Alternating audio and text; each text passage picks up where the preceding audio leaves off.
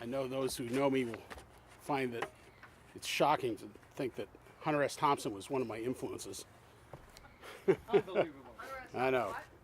Was one of my influences. So anyhow, in 1972, I was a freshman at Beloit College in Beloit, Wisconsin. I was in the bookstore one day when I happened to pick up this copy of Fear and Loathing in Las Vegas. My friends had told me about Hunter and said that I really needed to read this book. They said it was amazing and that I would really dig it. I picked it up and I read the back cover.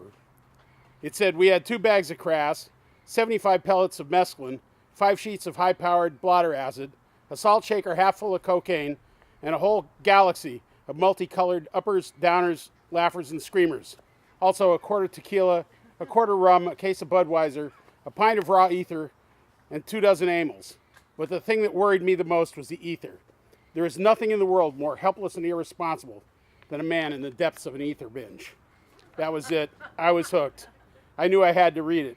I had to know who this guy was and how he could push the envelope that far without dying or being locked up in the insane asylum.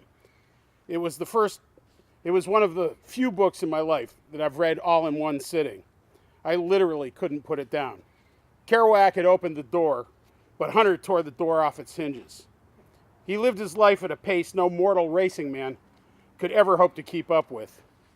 We all thought he was either making this shit up or he'd be dead in a year.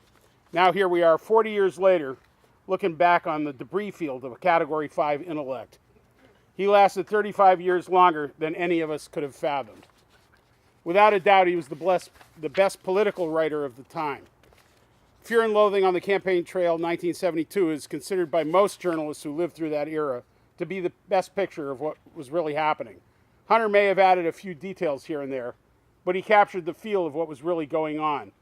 If he were alive today, he'd be screaming at all of us to wake up and pay attention. The sharks are in your goldfish bowl, and the American dream, which your parents and teachers so carefully wove into your psyche, is coming apart at the seams. Like always, he would be calling us all sheep and trying to warn us with one breath while shaking his head thinking, they're all fucking doomed. The worst thing about Hunter is that he was right. Take a good look around. This is the world he warned us about 40 years ago. The evil bastards have won, and we're left in the crater of America's naive dream of a better life. Las Vegas was the best environment for Hunter to show us the true underbelly of America, and he did it with one of the most dazzling displays of descriptive writing to ever be published. Here's a small sample of what I'm talking about. This is from Fear and Loathing in Las Vegas. The circus is what the whole hep world would be doing on Saturday night if the Nazis had won the war. This is the Sixth Right.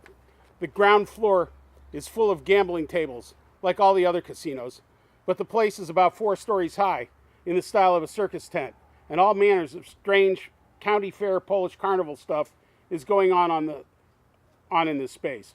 Right above the gambling tables, the 40 flying Carzito brothers are doing high wire trapeze act, along with 4 muzzled wolverines and the 6 Nymphette sisters from San Diego. So while you're down at the main floor playing blackjack and the stakes are getting high, when suddenly you chance to look up, and there right smack above your head is a half-naked 14-year-old girl being chased through the air by a snarling wolverine, which is suddenly locked in a death battle with 2 silver-painted Polacks who come swinging down from opposite balconies and meet in midair on the wolverine's neck. Both Polacks seize the animal as they fall straight down towards the crap tables, but they bounce off the net. They spring back up towards the roof in 3 different directions, and just as they're about to fall again, they are all grabbed out of the air by 3 Korean kittens and trapezed off to one of the balconies. This madness goes on, but nobody seems to notice. The gambling action runs 24 hours a day on the main floor, and the circus never ends. Meanwhile, on all the upstairs balconies, the customers are being hustled by every conceivable kind of bizarre shuck, all kinds of funhouse type booths. Shoot the pasties off the nipples of a 10-foot bull dyke and win a cotton candy goat. Stand in front of this fantastic machine, my friend, and for just 99 cents, your likeness will appear 200 feet tall on a screen above downtown Las Vegas. 99 cents more for a voice message. Say whatever you want, fella. They'll hear you. Don't worry about that. Remember, you'll be 200 feet tall. Jesus Christ. I could just see myself lying in the bed at the Mint Hotel, half asleep, staring idly out the window, when suddenly a vicious Nazi drunkard appears 200 feet tall in the midnight sky, screaming gibberish at the word, Woodstock Uber Ali. We will close the drapes tonight.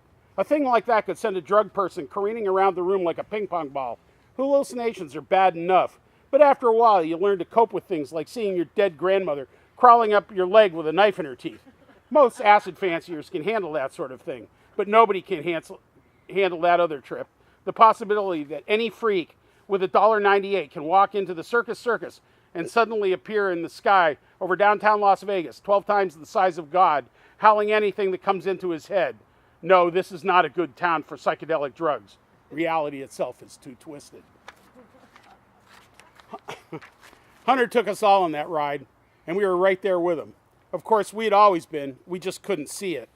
When I was 16, I had a photography teacher named Robert St. Louis. His forehead and neck looked like he had had the worst case of acne ever. The truth, though, was that he was shot in the face by the New Hampshire State Police while trying to cover the Hells Angels fighting the National Guard on Weirs Beach in 1965. He has a great picture of the trooper pointing his shotgun right at him, right before he pulled the trigger. The only reason he didn't die was that he was holding his camera in front of his face. He tried to sue for damages, but the New Hampshire courts ruled it a justifiable shooting because he, quote, shouldn't have been there during the riot, end quote. A decade later, I read Hunter's book about the Hells Angels, and I was surprised to see Robert mentioned by name as the only person who was seriously injured that day. In those days, very few people saw what was really happening to him in America, but Hunter saw it all and managed to find a way to warn us. We should have listened more carefully. So I can say at least this part of Hunter's work is true. As for the rest of it, I tend to trust Hunter's view a lot more than what's being shown on cable network news.